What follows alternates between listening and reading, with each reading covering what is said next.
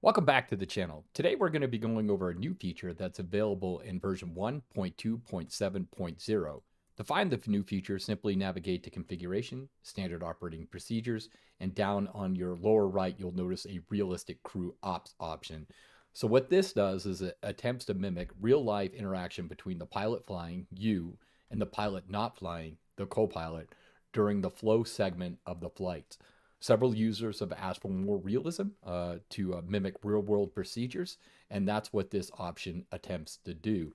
I thought it would be good to do a practical demonstration in both the Airbus A320 and the Boeing 737, as the procedures for both are vastly different, as you'll see during these practical demonstrations. One other note that if you choose to use this option by selecting yes, that will go ahead and invalidate a few other options on the user option screen. For example, manage external lights, set MCP during pre-flight, program FMC during pre-flight will be overridden for that more realistic crew interaction. Okay, so without further delay, let's go ahead and get started.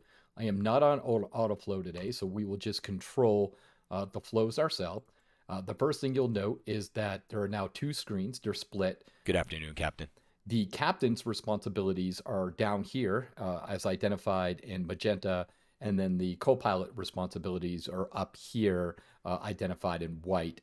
Once the co-pilot completes that phase, it turns to green.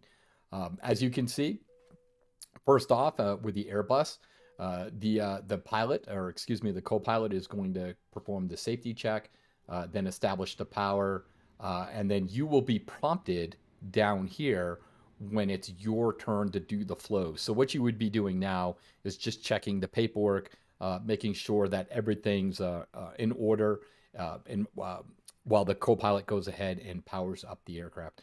I will tell you though, this really, although it is follows that Airbus procedures I showed you earlier, it really isn't all that realistic in the fact that pilots very rarely enter a truly cold and dark state. The engineers will usually power up the aircraft prior to the pilots arriving. But this attempts to mimic that, and so that's what we're doing here. So the co-pilot has established power. He's now continuing with this pre-flight flow. Once he sets the aiders, which he's doing so now, we are prompted now down here, as you can see, to go ahead with our segment of the pre-flight flow. So as you can see, configure the overhead, program MCU, and the FCU, and then set EPIS knows the 40. So this once we set this to 40, it will tell the co-pilot to go ahead and continue with the rest of his flows. So let's just go up to the overhead panel, and we will start our flow. We'll start with the putting the nav lights on. We will put the crew supply to on. We will ground control to on. That way we can communicate with ground. We will set the emergency lights to the arm position. I should have, if I was smart, I would have went ahead and configured some buttons. So emergency lights, we will go ahead and put the probe heat to on. And it's been a while since I've been in the Airbus, so we may fumble for just a little bit. Air conditioning panel looks good. Landing elevation is good. Fuel pumps are all off. The battery test is essentially you would turn one battery off, turn this to the electrical page down here, and you would make sure that you have the correct voltage before proceeding. So battery one looks good. That is the correct voltage. Then we'll come up here. We'll turn battery back on, and we will turn battery one off. Check the voltage. It looks good again. You want to be above 26 volts, so we are.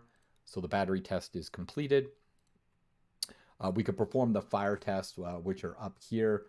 We are not going to do that for the sake of time, but you could just click on these buttons. Excuse me, I missed the button click. But click on the buttons associated here, and you can run the test. So we said we weren't going to do it, but I did it anyways. Then working down, we want to set our altimeters. They are at 2992, so they're already set today. Set the transponder. Make sure it is set to standby. It is on standby, so the transponder is good. And then the final is to program the MCDU, which we will do now. And I may fumble through this again. Again, it's been a while since I've I've been in the Airbus. So there we go. We requested our flight plan from SimBrief. We will come back here to the init A page, and then we will check that. Again, init A page is done, so then we'll come in here and we will check our flight plan, setting our SIDs and our stars. Runway 15 today, Bangalore 4 departure, we'll insert that. Then we'll come over to our arrival runway, and we will make sure that's good out of Boston. So we'll take runway 27, and we will not use a star approach. So then we'll come in, make sure that there are no discontinuities except those following the manual. Again, that's to notify the pilot that you will receive a vector from ATC after passing that waypoint. So all discontinuities have been cleared. We will come back and we will then program the init B page. Missed the line key. So that's good. And then now that we have the init B page programmed, we can go and program our performance page. So we're going to take flaps 1 today. Our derated, our flex temperature is 68. Transition altitude is correct. And then 121, 122, and 125. So then we'll just take a look again through our list here. Next thing we just do is get weather clearance and IFR clearance from either the VATSIM controller or from Microsoft Flight Simulator. So it looks like we've completed all of our tasks for the pre-flight flow. We will go ahead up here and we will set the nose display to 40, and that walk around completed. That should signal to the copilot to end his walk around, come in and program the rest of his data. So we just set the his side of the FCU, the flight altitude 340, and then his flight director on. And now he's just checking his MCDU to make sure it matches the pilot's MCDU, which it does. So there we go. Let's go ahead and just run the pre-flight checklist. Pre-flight checklist. Cockpit preparation. Completed. Passenger signs. On. Aiders. Set. Fuel 13850 pounds. Checked. FMGS. Set. Altimeters. Set. Checklist complete. Okay, so there we go. That is the checklist completed. Let's go ahead and just run the Propor start flow, and then we can end it from there. So you can see here the copilot starting the APU. Our responsibilities are again down here in magenta. So we will turn on the fuel pumps. Then we will set the beacon light to the on position. Then we will start our clock. This will give us the block time because we're pushing back, and then we will set the clock again once we arrive at our arrival gate. The copilot sets his clock when we enter the runway threshold, and again when we land, that gives you the trip time. So we look like we're all good. Check the wheel chocks. We can do that via the EFP here. We're waiting now for the APU to go ahead and reach a appropriate end percentage before we transfer power over to the APU generator. After that, the copilot will lock the door. So we are almost at there, 100%. There goes the power over to the APU. The copilot will then disconnect your GPU, and we should see the door lock. Oh, it's waiting for me now to set the beacon light, which I've already done. So that's why. That would be the prompt to wait there. We'll just wait for this FSFO announcement, and then we'll continue. In order for us to push back, we would require that all passengers are seated with their seatbelts fastened and seats in the upright position. All carry-on luggage should now be either in the overhead compartments or under the seat in front of you. The cabin crew will be passing to make their final safety checks before departure. Thank you. Okay, so that's the Airbus. As you noted, and as we noted during the introduction, is the copilot went ahead and it ignored the managed external light, even though that's on. I still, as the pilot flying, had to set the beacon light, and although we told it to set the program FMC during pre-flight, I still had to do the MCDU down here because FSFO ignores those options if you have realistic crew options set to yes. If you prefer the way that it was before, just set this to no. So let's go ahead and pause the video here, and I will load up the Boeing, which has a vastly different responsibilities between its pilot and co-pilot. And I will see you back in the cockpit with the PMDG 737. Okay, we're back, and this time though we're in the Boeing 737. And without any delay, let's go ahead and get right into the pre-flight flow. So as you can immediately see, again, you're presented with much more to do Good as afternoon, Captain. as the pilot flying, but it's reversed to the Airbus methodology, where in the Airbus, the pilot flying, the pilot not flying, i.e. the co-pilot, was the one who performed the safety check, established the power. In this instance, the pilot flying, is responsible for those things. So it's almost reverse. So let's go ahead and just follow our responsibilities, which is to perform the safety check. The fuel is cut off, parking brake set. Well, actually, let's set the parking brake. It's not set. Parking brake set, spoilers up, throttles idle, flaps up, landing gear down, again, working in a flow pattern. Wipers are in the park position. Yes, the wipers are included in the safety check. These are expensive windows. If one of these were turned on and you started the power, the wiper obviously would engage, thus with the possibility of scraping the window with no precipitation. So that's part of the safety check. They're in the park position. That's completed. So now we'll move down. We'll establish power. Main battery goes on. We will come down here, since we were going to use the GPU today. We will request the GPU from the ground ops. So it takes about 20 to 30 seconds for the GPU to connect to the aircraft. Once it does connect, this light here will illuminate, which it is now. Ground power is available. We'll just wait a little while longer and just wait. There we go. So now let's transfer power to the ground power unit. So now we have the established power is set. We'll check the position lights. They are on. For the sake of time, again, we're not going to perform the fire test or the Mach over speed test or the perform light test. Again, these are showing up because when we entered the cockpit, it was the first flight of the day. And again, we have the option within the SOP menu, no power equals systems test to yes. This again assumes that this is the first flight of the day, and thus these system tests are required. So next on the list is to program the IRS selectors. We will set both of these to nav, and then we will come down. Once we did that, we will now program the FMS. Position initialization page. And we can see the IRS is ready for input. This essentially tells the computer where the aircraft is located in the world. So we put that in, then we'll go to route. I've already downloaded my route from SimBrief, so I can go to company route, and then it automatically pre-populates for me.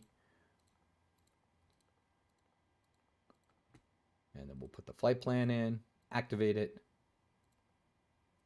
Departure runway is going to be 33, again, Bangor 4 departure. Approach ILS 2, we'll use the Oceana 5, and then we'll E&E, transition, Kennebunkport transmission. Check discontinuities. All looks good. So now we're ready for our initialization reference. We'll get all that in. Reference speed, cost index, 260. And we're light today, so it's going to be heavily derated takeoff. Flaps will be 1. Okay, so if you recall in the Airbus, we had them set the nose display to 40 nautical miles.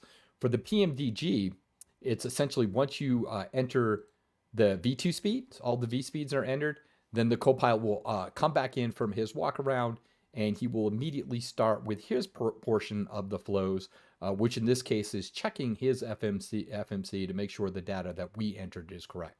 So once we hit this, once we put the V2 speeds in, we should see the co-pilot come in and Aircraft is good to go. And immediately perform his flows. There we go. So now what we can do is we still have one more task to do, and that's to set the MCP. So we will go ahead now. We had a takeoff speed, our V2 of 144, so plus 10. We'll set this to 154. Our heading, our runway heading was 333 because it's runway 33. I'm just noticing now I should have went the other way. That's okay. And there we go. So runway 333 is programmed in. Now I could set the altitude to in the first officer's flight director. But as you can see here, check copilot MCP is part of his responsibility. So he should set this to flight level 340 and turn his flight director on when he checks his side of the MCP. As you can see, he just did both.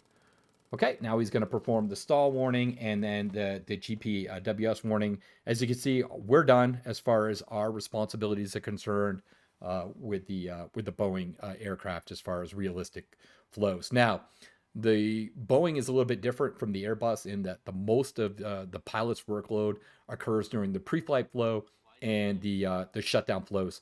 That's to make sure that the pilot is paying attention to the traffic around him or her and monitoring the PFD and the MFDs while the pilot, co-pilot or pilot not flying manipulates the systems. So while the co-pilot is performing his systems test, this would be a great time for you to, if you fly for a virtual airliner or if you use, let's say, Simbit World airline pilot, or to go ahead and do all that configuration right now at this moment while your pilot, the pilot not flying, is finishing configuring the aircraft. What we'll do here too is we'll just go through the pre-flight checklist and the before start checklist before we conclude this video. I think it gives you a good idea of the new realistic crew flows. Again, if the co-pilot is waiting for something, it will tell you down here in this block. So just pay attention, and I think you'll be okay. Like in the real world, the flows are in a pattern where you should memorize them as the pilot. So you shouldn't even need this or know when you need to do something. As you get more accustomed to how this works, you'll just operate naturally because you're going to do these flows, which is how it works in the real world. Copilot is now programming the heads-up display, so if you choose to use it for takeoff, that will be available to you with the correct data. Okay, transponder there, all set, and let's go to the pre-flight checklist. Pre-flight checklist. Oxygen. Tested. Navigation, transfer, and display switches. Normal and auto. Window heat. On. Pressurization mode selector. Auto. Flight instruments. Heading set. Altimeter set. Parking brake. Set. Fuel control switches. Cut off. Checklist complete. Okay, so that for those of you who are familiar with FSFO, we did that in button mode. Again, this is fully voice interaction too. You can use your voice to respond and also call the flows in the checklist. But I have the microphone off while I'm recording, so we're just using button mode. Also note that the flight instrument, this required you to hit Control Alt or use the bypass button. This has been fixed in this release, and you should see the same with the MCP as we demonstrate the before start checklist. Okay, so let's go to the before start flow. As you can see, my responsibilities here are nothing. This would be where I am communicating right now, either with the VATSIM controller asking for clearance to push back or start, or if you use another ATC program or the Microsoft Flight Simulator embedded ATC, you would request to push back clearance now while the co-pilot is configuring the systems for engine start. Right now we're waiting for the APU to start. We're waiting for the power to rise here, and then once it becomes available, you'll see the co-pilot transfer power from the GPU over to the APU. As part of that responsibility, he will also disconnect the GPU via the FMC. So again, this frees you up as the pilot to communicate with ATC to request pushback and start clearance. Okay, the APU temperature is almost where we need it to be. And there we go. It's now available. The APU generator is now available. And then you'll see here in a second, there we go, the switches. We're now on APU power. Fuel panel is set, is going to be next.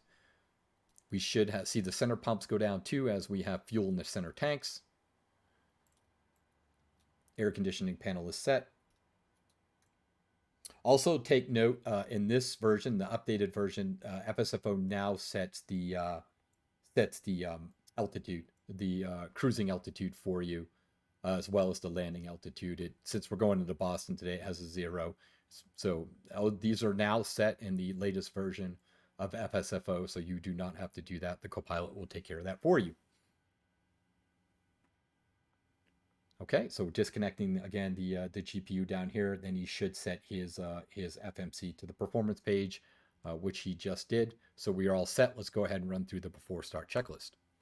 Before start Dear checklist. passengers, this is to Flight inform deck you that door. the aircraft door is Closed and closed, locked. Fuel. and we 2, won't be ready 4, for niner, departure. niner, 4. In order for us Times. to push Check. back, we Passenger would sign. require that Set. all MCP. passengers are Speed. seated 1, with 5, their 4. seatbelts fastened Heading. and seats 3, in the upright 3, 3. position. Altitude. All 3, carry-on 4, luggage 0, should now 0, be either 0. in the Check. overhead Takeoff compartment speeds. or under V1, the seat 1, in front 4, of you. 2. VR, The cabin 1, crew 4, will be 2. passing to V2, make their 1, final 4, safety checks 4. before Set. departure. CDU pre-flight. Thank Completed. you. Rudder and aileron trim. Free and 0. Taxi and takeoff briefing. Completed. Anti-collision lights. On. Checklist complete. Okay, so a couple things before we end. You saw that the MCP, the speeds are now read back correctly. That's another fix in this, and that the MCP is also read correctly without having to hit Control and Alt. Another thing that you saw the fluctuation in the volume. So why that occurs, and I will fix it before releasing this as the official. Why that occurs is because I have all my outputs going to my headset, the same speaker channel. So Windows can't, and it makes sense, right? Can't hold simultaneous volume settings. So it overrides when it sends the request to that same channel, will override. So what I'm going to do before this is official release is not have it override it. If it detects that a current sound is playing and you have everything through one speaker or one channel, I will keep that same volume, so you won't get that fluctuation either in the volume. However, I strongly recommend that you set the copilot in cabin to different speakers. The cabin sound should be off in the distance. It should be background noise, ambiance, while the copilot should be right here. So if you have multiple speakers, I would seriously recommend doing that. But I'll make sure that you don't get that fluctuation in the volume. It's just that the copilot volume may be lower because I'm going to set it so it doesn't override the cabin volume, if that makes sense. Okay, so I think that's a really good demonstration on how this newest version of FSFO works, along with some of the fixes and some of the fixes and some of the new features. Again, the list feature, the fix feature, or the change feature is extensive in this one. So as was the last one, so constantly working on FSFO. What I am doing for the future, hopefully before the holidays, is get the Airbus A320 that just came out with the 40th anniversary. Get the profile out for that. Fantastic aircraft. A little rough on the FPS, but if you get the system to handle it, it is a fantastic aircraft, especially for another freeware aircraft, if you will.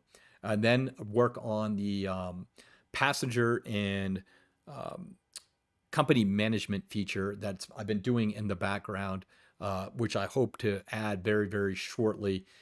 It will kind of give you a reason to fly, as well as fleet management. You'll have to buy your aircraft, take out loans with reputation. Think of it as a marriage if you're familiar with Air Hauler 2, which is a fantastic add-on, by the way, and the Symbit world. I'm trying to combine both concepts into one easy-to-use concept that I hope people will find rewarding to use. With that said, I think that's going to close it out for now. If you ever have any suggestions or want something to work a different way, please let me know either via Discord or through the forum. I'm amenable to making any changes that any user wants to this program that will help them fly the aircraft in a realistic and safe manner. But also, one of the primary ethos of FSFO is to help new pilots who want to fly sophisticated aircraft, but don't have the time to watch lengthy videos or read lengthy manuals. Let FSFO configure the aircraft for you, and then you kind of watch how they do it, get used to it, and then when you feel comfortable, use those integrated realistic crew ops for more realism. Okay, I think that's going to do it for now. Look forward to seeing you guys back here when I demonstrate the new management features as well as the A310. Hope to see you soon. Bye now.